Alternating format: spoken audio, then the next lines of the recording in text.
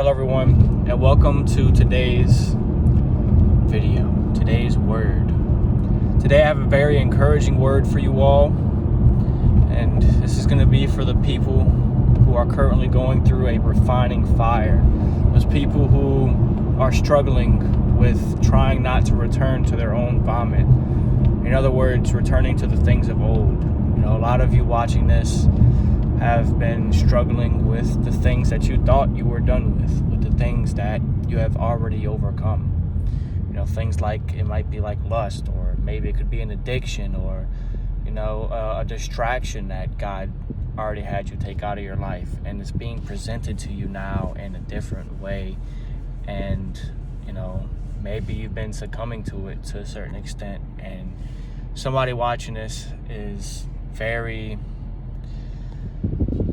disappointed in themselves. You know, they're upset because they feel like it's been too difficult to obey God, or they're upset because they know what they should do, or they know what you shouldn't be doing, yet you can't find the strength to not do it, and it upsets you because you feel as if you're disobeying God. And you know, I feel strongly in my heart that somebody watching this has recently been screaming in anger and distress and just fed up with themselves and their actions because they feel as if they're disappointing God.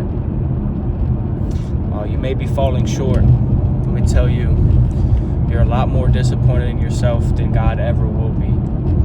God loves you. And get out of that disappointed state. It's a lot easier said than done, trust me. But with all the things that you're struggling with, focus not on what you shouldn't be doing. Even if you're already doing something you know you shouldn't be doing. Even right in the midst of it. Even if you're actively doing the thing that you shouldn't be doing. This could be mid-sip of an alcoholic drink. This could be, you know, midway through you attempting to lust or to masturbate. Pray. Bring it to God. Because a lot of the things that somebody that's watching this has been doing recently, you'll recognize if you examine your heart that it's not even something that you want to do. You don't want to do it, yet you're there doing it, and that's what makes it so frustrating.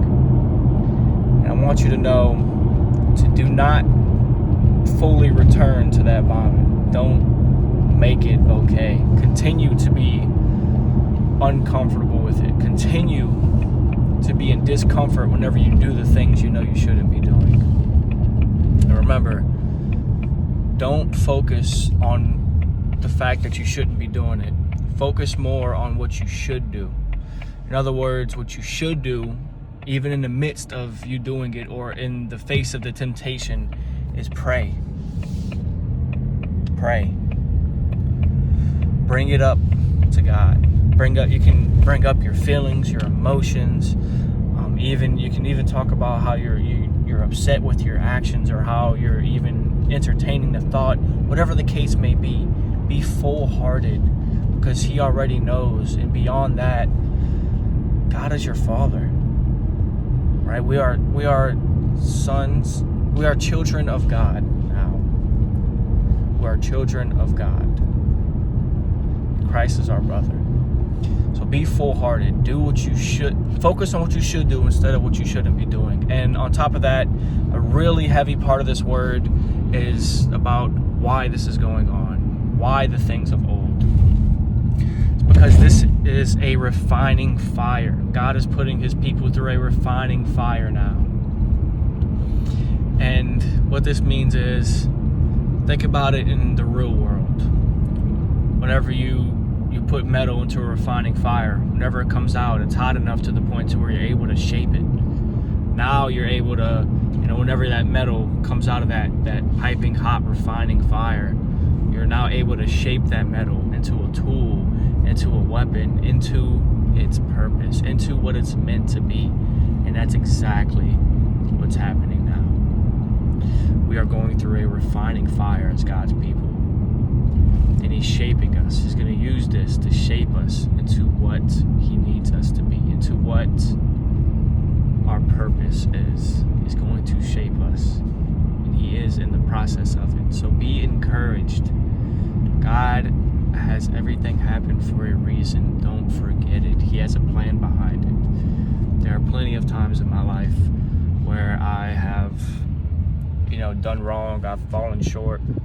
And God has taken those same exact sins that I thought took me so far away from Him, and He's taken it and turned it into a blessing in miraculous ways, whether it be through a mindset or a realization or breakthrough or whatever the case may be. So I want you to be encouraged and be strong throughout this refining fire. And most importantly, hold on to Jesus throughout the entire process.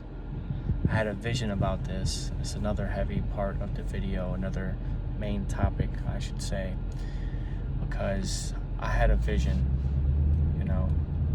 I was holding on to my blanket and I was praying, tired, just distressed, struggling, and I started praying, and part of that prayer became silent prayer. I'm not saying anything, but I'm focusing my mind on Him, and I had a vision.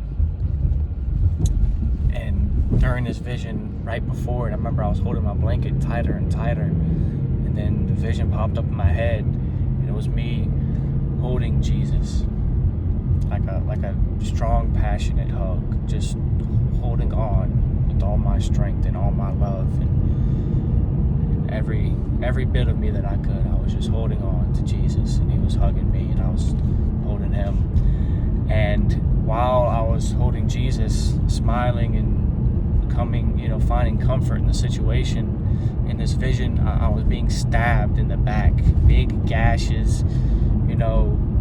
This is like a big sharp metal object just gashing me up, just big open wounds for just a split second, and my face never changed. I didn't flinch, nothing. It was as if the enemy wasn't even there, but I can see him stabbing me and hurting me and poking me, except for it didn't hurt at all. I simply felt nothing.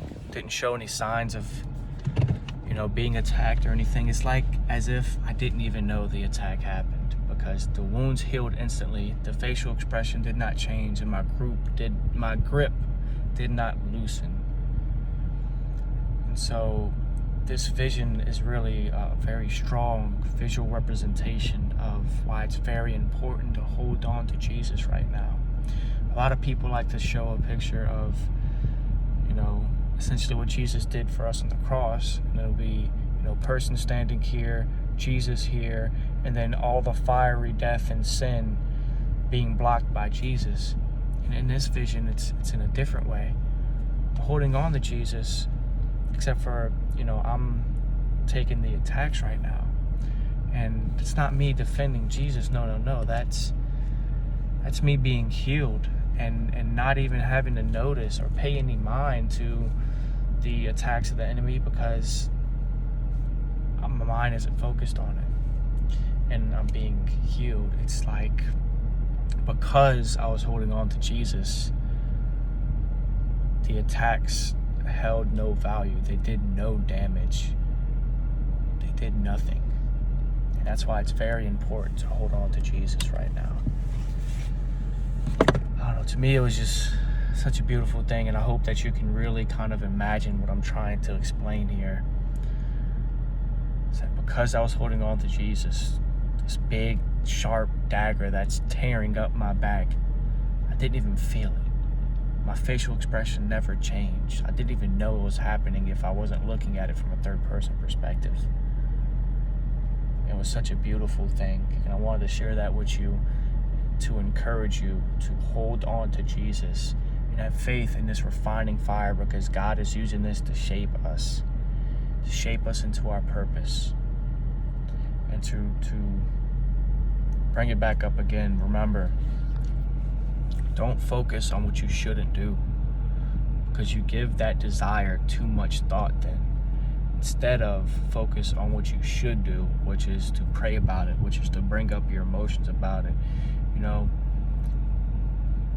and just pray about things in general, even if it's just a conversation.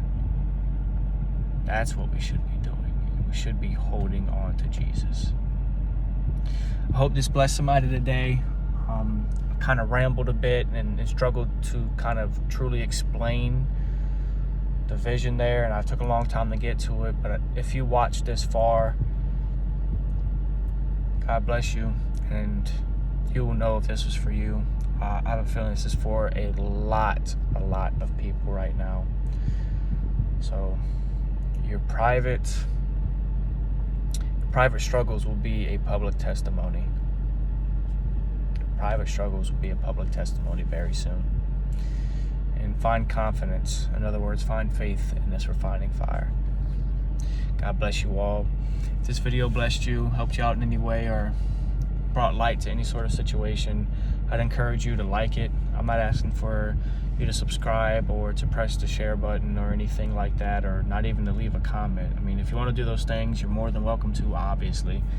But I do encourage you to like the video, because this will change your feed to where you get more godly videos on your recommended, and God can speak to you and you can find comfort in God and learn something about God through these things.